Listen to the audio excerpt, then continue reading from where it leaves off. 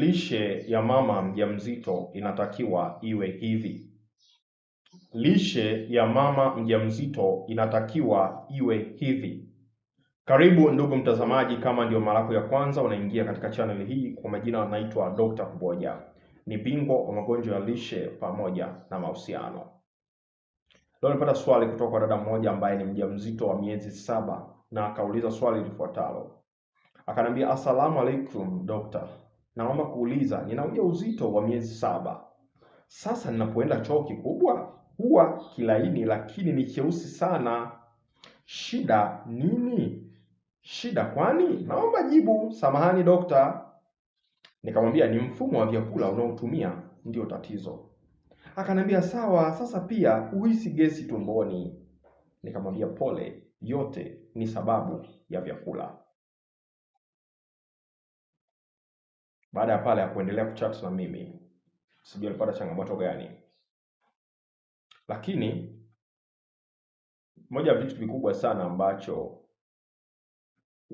wanawake ambao ni wajawazito wanatakiwa waweze kufahamu ni kwamba mama mjamzito anatakiwa apate lishe sahihi.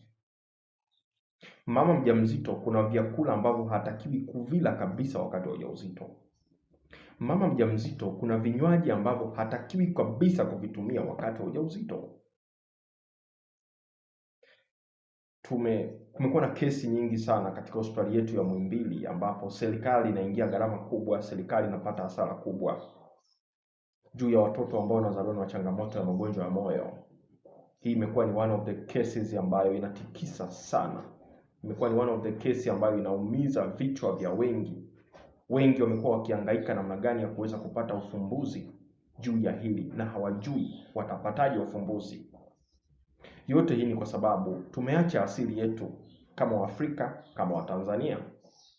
Lakini Dr. Kuboja nina programs maalum za lishe kwa wanawake ambao wanajiandaa kupata ujauzito, wanaotarajia kupata ujauzito na walio tayari kuweza kupata ujauzito. Program hizo zipo ambazo unapewa mwongozo wewe kama mama mjamzito kutokana na mtoto ambaye ulimbeba tumboni. Unafundishwa nini ambacho mtoto wako anatakiwa kukila kwa wingi. Ni vyakula gani ambavyo vitakavyoweza kusaidia kwa wingi sana. Kuna wimbi kubwa sasa hivi la wanawake ambao wanajifungua kwa njia ya operation. Na yote hii ni kwa sababu ya kutozingatia mfumo sahihi wa vyakula. Kwa nini zamani wanawake walikuwa wanajifungua kwa njia ya kawaida? Kwa nini sasa hivi kumekuwa kuna wimbi kubwa la wanawake wanajifungua kwa njia ya operation? Tunakwenda katika hatari ambayo sio nzuri. Na mbaya zaidi, tunaingia katika wimbi la wanawake ambao wanaogopa kujifungua kwa njia ya kawaida kwa kuogopa uchungu, jambo ambalo ni upumbavu wa hali ya juu na kiwango cha juu sana. Sasa wewe kama ni mama mjamzito inabidi uweze kupata lishe sahihi, maarifa sahihi, nini unatakiwa kula kwa ajili ya usalama wa afya ya kiumbe kilichoko tumboni, ya mtoto uliobeba. Lakini pia uweze kuzaa mtoto mwenye afya njema, atakayekuwa na afya nzuri, lakini pia upate nafasi ya kuweza kujifungua kwa njia ya kawaida, lakini sio kwa njia ya operation. Naomba nikwambie inawezekana. Inawezekana kabisa.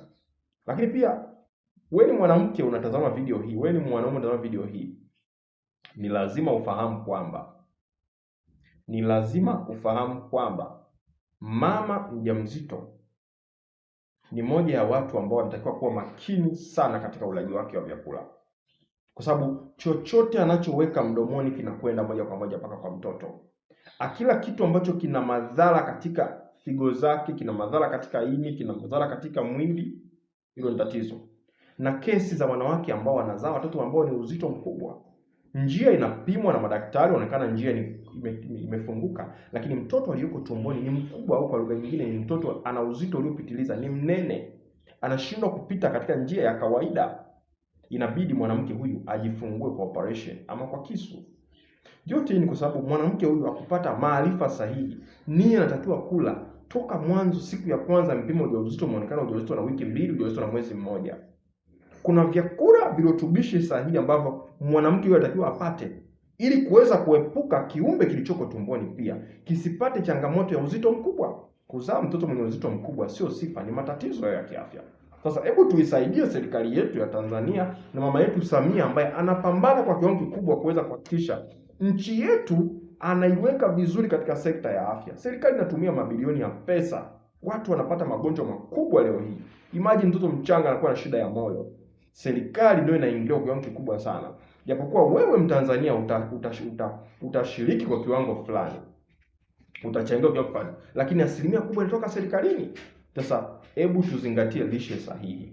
Wewe mwanamke unataka kupata lishe sahihi, wewe ni binti unajiandaa kuja kupata ujauzito, kuna vyakula ambavyo unatakiwa uvitumie ili kuweza kujiandaa kupata ujauzito na kuwa na ujauzito ambao usio na changamoto aina yoyote, uweze kujifungua pia kwa njia salama. Nipigie kuweza kupata program hizi, nipigie kuweza kupata mpangilio huu sahihi wa vyakula katika namba ifuatayo: 0765493645, 0765493645. Dr. Kuboja, suluhisho la mahusiano yako, suluhisho la afya yako. Karibu nikuhudumie.